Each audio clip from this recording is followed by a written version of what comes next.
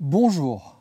Quand j'ai préparé ma vidéo sur les voitures électriques, un des chercheurs que j'ai interviewé, Fabien Perdu, me dit « Tu sais, il y a un concept encore mieux que la voiture électrique, c'est la route électrique. » La quoi? La route solaire de Ségolène Royal, tu veux dire, non? Non, la route électrique. Mais c'est quoi ce truc? Tu peux m'en dire un peu plus? Oui, mais qu'un petit peu seulement, car je travaille avec des industriels sur le sujet. Ni une ni deux, je l'ai séquestré chez moi et je l'ai gavé de tartiflettes. Faut dire que je fais la meilleure tartiflette du monde et je vous jure que c'est vrai. Au bout de 4 blochons, il a cédé.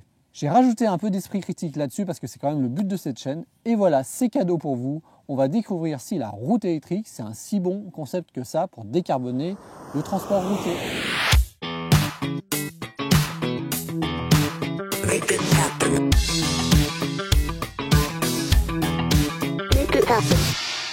Alors, premier constat irréfutable. Stocker de l'électricité, c'est compliqué, alors que de la transporter, ça se fait très bien. Du coup, l'idée de la route électrique est d'apporter l'électricité au véhicule pendant qu'il roule. Mais comment? Quand j'étais petit, je rêvais de circuits de voitures en regardant les catalogues de jouets que l'on recevait à Noël. En plus, il y avait des flammes derrière la voiture. Ah, ça me faisait rêver. Ces circuits sont constitués d'un rail dans lequel circule un courant. Et les voiturettes, elles, ont sous le châssis deux languettes en cuivre pour capter le courant, pour actionner leur moteur. Eh bien, c'est ça la route électrique. Le véhicule et la route communiquent entre eux. Si le transfert d'énergie est possible, le rail est mis sous tension.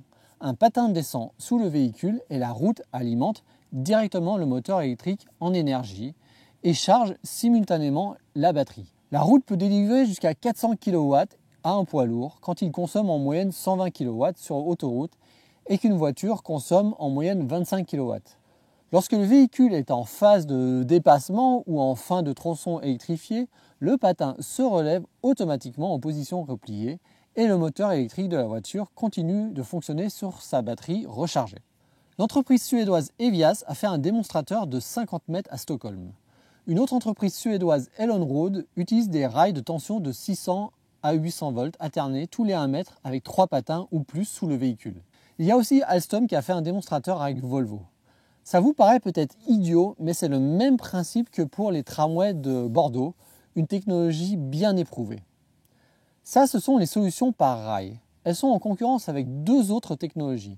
Tout d'abord, les caténaires, comme pour certaines lignes de bus, une technologie portée par Siemens. Ce sont deux caténaires à 5,1 mètres de haut dans lesquels circulent du 670 volts ou 1200 volts. On a des poteaux tous les 50 à 60 mètres. Un pantographe sur le camion va toucher la ligne électrique. Vous avez déjà plusieurs démonstrateurs allant jusqu'à 10 km. La dernière techno en lice est par induction. L'entreprise israélienne Electron propose aussi un système d'induction dynamique et a déjà un partenariat avec Toyota. Elle prétend pouvoir installer 1 km par nuit grâce à une trancheuse qui décape l'asphalte sur une profondeur de 8 cm, puis une deuxième machine pose les bobines dans la tranchée et la rebouche, ce qui est invisible. Les voitures doivent être équipées d'un récepteur pesant 34 kg maximum. Pour les camions, c'est un plus gros système. Dans ma vidéo sur la voiture électrique, je montrais que la voiture la plus écologique est une voiture électrique avec une petite batterie. Et qu'aujourd'hui, c'est rarement le cas, à part à quelques exceptions près, comme la Ioniq 28 qui a une batterie utilisable de 28 kWh. Les autres sont équipés de grosses batteries de 50 à 100 kWh qui attirent les conducteurs qui ont peur de la longue distance en voiture électrique. Cette peur pousse à deux choses. 1. Augmenter la taille des batteries embarquées dans les voitures, donc plus de matériaux nécessaires et donc une voiture plus lourde. 2. Ça nécessite d'augmenter la puissance de charge, donc nécessite de grosses bornes de recharge sur tout le territoire. Pour des raisons de matériaux, de CO2 émis, du coût du véhicule, du coût des bornes de recharge rapide, du renforcement du réseau, cette course à la grosse batterie et à la grosse puissance est juste débile. Pourquoi j'ose utiliser ce terme? C'est que seulement 20% de la batterie servira dans le quotidien. D'après le ministère des Transports, les Français font en moyenne 6 voyages par an de plus de 80 km. Donc le surdimensionnement de la batterie pour ces 6 voyages implique environ au moins 5 000 € de plus à l'achat du véhicule électrique, au moins 4 tonnes de CO2 en plus de 40 kg de lithium, nickel, cobalt en plus, et quand on veut 40 kg en plus, c'est environ 17 tonnes de matériaux qu'il faut extraire des mines. Pour un camion, c'est encore plus impressionnant. Le camion électrique de Tesla est estimé avec une batterie de 900 kWh de plus de 5 tonnes. 5 tonnes avec un chargeur de 1000 kW, 1 MW de puissance. Imaginez le cuivre qu'il faut et l'infrastructure électrique derrière. Les calculs de Fabien Perdu qu'il a lâché au 4e reblochon est que la route électrique permet de consommer 3 fois moins de matériaux que le déploiement actuel de grosses batteries dans les voitures. Avec la route électrique, vous résolvez le problème de distance et par ricochet de puissance de charge. Pour les trajets quotidiens, vous êtes sur votre batterie, on va dire de 15-20 kWh pour être large.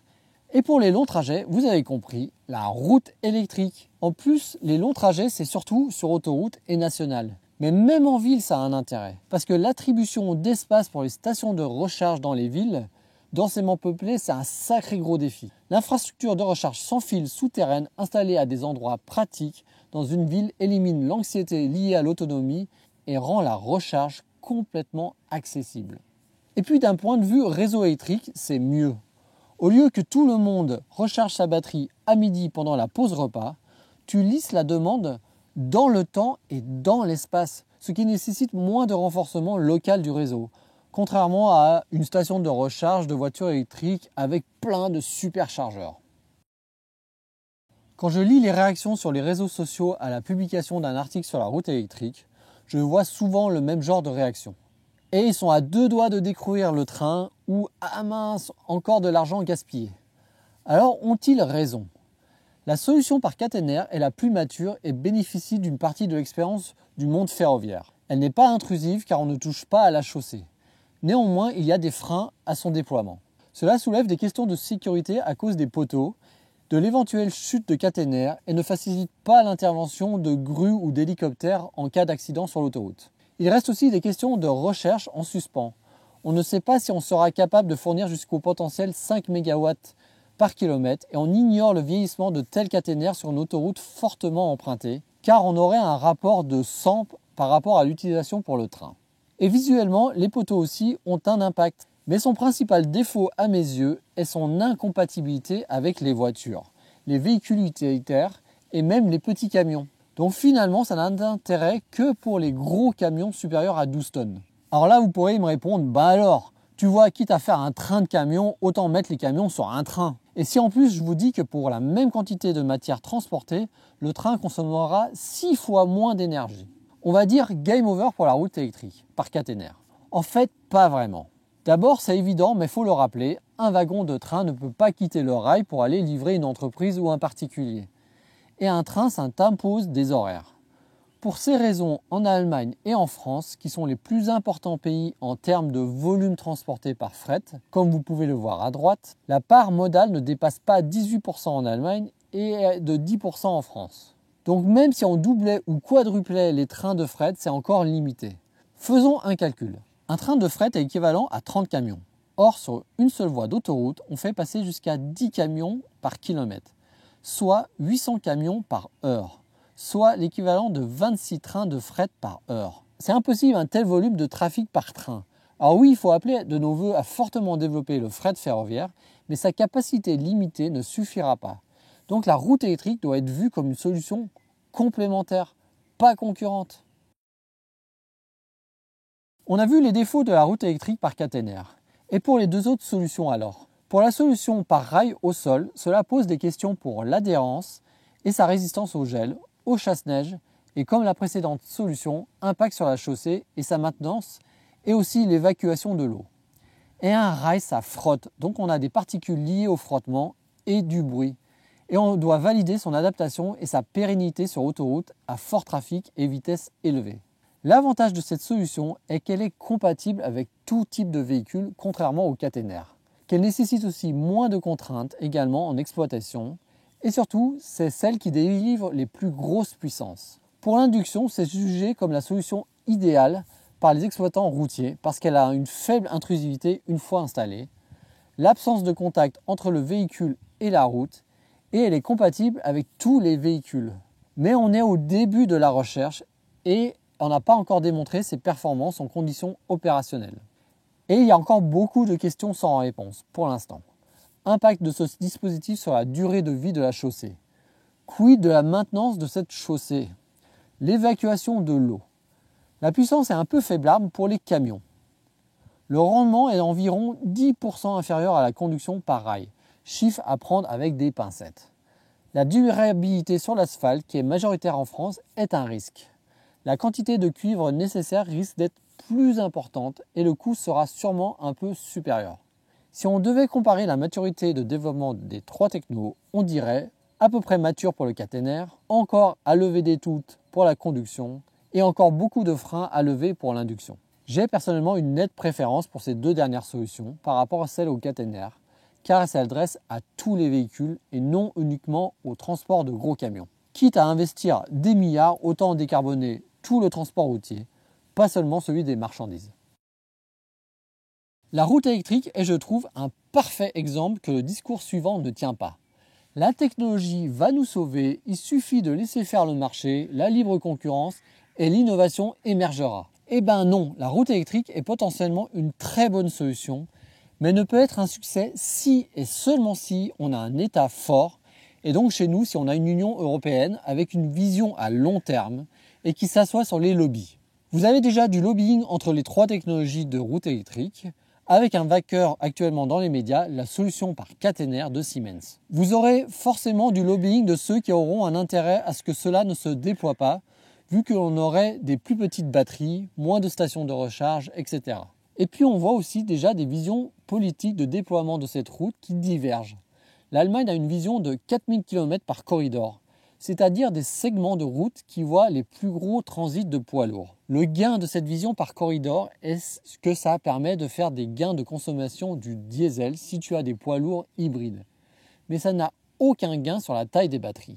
Finalement, ce n'est que le remplacement d'une infrastructure de recharge rapide par une infrastructure de route électrique.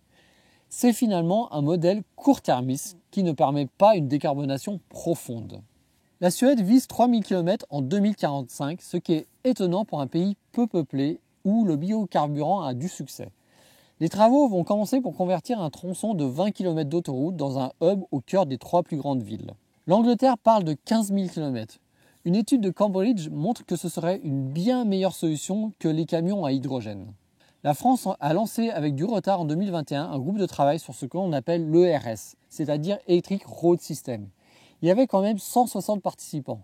Et la France porte une vision universaliste qui permet de viser une petite batterie en visant un modèle ambitieux pour une vraie décarbonation profonde. Les chiffres que m'a donné Fabien Perdu au 5e reblochon, ingurgité, sont, si on cherche à décarboner les camions, soit 21% des gaz à effet de serre du transport routier en France, il faut viser 9000 km de route électrique, essentiellement des autoroutes, et avoir une batterie dans le camion qui permet de viser 250 km d'autonomie. 250 km, ça permet au camion de rayonner à 125 km depuis l'autoroute. Oui, 125 parce qu'il faut qu'il puisse faire l'aller-retour. Le coût envisagé est de 30 à 40 milliards. À mettre en regard avec l'annonce du gouvernement d'un plan de 100 milliards pour moderniser le ferroviaire en France. C'est 100 milliards pour 10% du trafic voyageur et 10% du trafic de fret. Alors à ça, il faut rajouter 40 milliards pour électrifier les 90% de trafic restant. Par contre, si on cherche à décarboner tout le transport routier, il faut 16 000 km de route électrique et une batterie dans la voiture qui permet de viser 130 km d'autonomie, soit 25 kWh pour être large. Et le coût serait guère supérieur car les camions circulent plus la semaine et les voitures plus le week-end, ce qui ne nécessiterait pas spécialement d'équiper une seconde voie. Regardons ce graphique. Vous avez en nuance de rouge le coût des batteries selon le type de véhicule et en bleu le coût de la route électrique. En abscisse, c'est le nombre de kilomètres de route électrique déployés et en ordonnée, c'est le coût en milliards d'euros par an. À gauche, je vous mets la solution que camion, à droite la solution pour tout véhicule. Qu'est-ce que l'on déduit de ces graphiques ? D'abord, il y a un optimum financier qui est vers 9000 km équipés pour les camions et de 16 000 km pour les voitures. Mais surtout, le truc fou, c'est qu'au final, la route électrique fait économiser 2 milliards par an pour les camions et 10 milliards par an pour tous les véhicules. Et ça, sans parler des bornes de recharge qu'il n'y a pas besoin d'installer. Entendez bien, déployer la route électrique fait gagner de l'argent. Et pour finir, il faut comprendre que ce ne sont pas les mêmes personnes qui doivent investir. Dans le cas du véhicule électrique, c'est aux particuliers, donc à vous, de payer une grosse batterie. Or que si on a une route électrique de déployer, c'est celui qui l'installe qui doit sortir l'argent. Soit un gestionnaire d'autoroute, soit un gestionnaire de réseau électrique, soit l'État. Et ensuite, c'est à l'usager de payer en fonction de ce qu'il roule au fur et à mesure. Le coût serait inférieur au diesel actuel. Ça facilite donc le passage à l'électrique de deux façons. D'abord en supprimant le problème des longs trajets et ensuite en réduisant le coût d'achat. Mais au final, pour le climat alors, vu que c'est ce qui nous importe le plus quand même. Tout d'abord, petit rappel de la part en gaz à effet de serre du transport en France. Soit 132 millions de tonnes de CO2, soit environ 38% de nos émissions. D'après la SNBC, si on veut atteindre la neutralité carbone, les émissions de transport doivent passer de 132 millions de tonnes à 4 millions. Soit 33 fois moins. 33 fois moins. Le transport routier hors de roue, c'est 96% de ces gaz à effet de serre. Et on se rend compte que la part des véhicules électriques particuliers est largement dominante devant poids lourds et utilitaires. D'où l'intérêt de viser la route électrique pour tous. Les calculs réalisés par Fabien montrent que de passer du diesel au tout batterie baisserait les émissions de CO2 de 70%. Si on déployait la route électrique seulement pour les poids lourds, on baisserait de 40% par rapport au tout batterie. Et si on déployait la route électrique pour tous les véhicules, on baisserait de 45% par rapport au déploiement que pour les camions. Dit autrement, on divise par deux les émissions de transport de la France si on déploie la route électrique pour tous par rapport au tout batterie. Alors vous trouvez que c'est toujours une idée sans intérêt ? 20 millions de tonnes de CO2, c'est quand même encore 5 fois plus que l'objectif de 4 millions de tonnes de CO2 dédiés au transport pour atteindre la neutralité carbone. Comprenez bien ce que ces différents chiffres veulent dire. Ça veut dire qu'il faut un changement d'usage profond, pas qu'un changement de technologie, mais que sans la route électrique, si on veut atteindre les objectifs de décarbonation, on imposera encore plus de changements d'usage, comme l'interdiction des longs trajets en voiture. Pour les 3 solutions que je vous ai présentées, c'est une chose de faire un test sur quelques kilomètres, mais c'en est une autre de passer à l'échelle en posant le système rapidement sur des milliers de kilomètres et qui soit fortement utilisé. Il y a donc encore de la recherche à mener, des démonstrateurs à lancer pour choisir laquelle des 3 technos il faut retenir. Cependant, le groupe de travail français a imaginé que ce serait possible de commencer les travaux pour RTE en 2026 pour adapter le réseau électrique et de commencer les travaux sur les routes en 2027. Visiblement, les 40 milliards ont fait peur au gouvernement et donc on prend beaucoup de retard. Si je résume, la route électrique permet d'envisager moins 86% de gaz à effet de serre pour le transport longue distance, de consommer moins 64% de matériaux par rapport au tout batterie, de faire économiser 10 milliards par an. Mais surtout, ça permet de faciliter l'adoption par la majorité des Français d'un véhicule électrique forcément moins cher, car avec une plus petite batterie. Cependant, la route électrique a un énorme point faible. Elle n'a d'intérêt que si elle est largement déployée. Et pour ça, il faut atteindre la fin du déploiement du réseau pour que ça ait un impact réel. Et pour ça, il faut un consensus large pour lancer ces investissements lourds avant qu'ils ne portent leurs fruits. Donc une vraie vision politique sur le long terme. Et ça, dans notre démocratie, ça a l'air d'avoir disparu. Je dis de gros investissements, mais finalement, c'est quoi 40 milliards ? C'est 2 EPR première série, 6 mois de fraude fiscale ou 17% de la fortune de Bernard Arnault. C'est quand même fou quand tu y penses. Tu prends juste 17% de la fortune de Bernard Arnault, ce qui lui laisse 196 milliards pour survivre, et tu réduis de 86% les gaz à effet de serre pour le transport longue distance de la France. Franchement, ça laisse rêveur, non ? Mais pour ça, il faut avoir des politiques qui pensent au bien commun. J'espère que j'ai réussi à vous éclairer et que maintenant vous défendrez la route électrique. Merci à Fabien pour son aide. Merci à vous tous pour vos gentils mots et votre soutien. Et ceux qui croient à mon Tipeee pour une écologie efficace. Au fait, il y a encore des choses à vous raconter sur les transports, donc abonnez-vous pour voir la suite. Tchuss!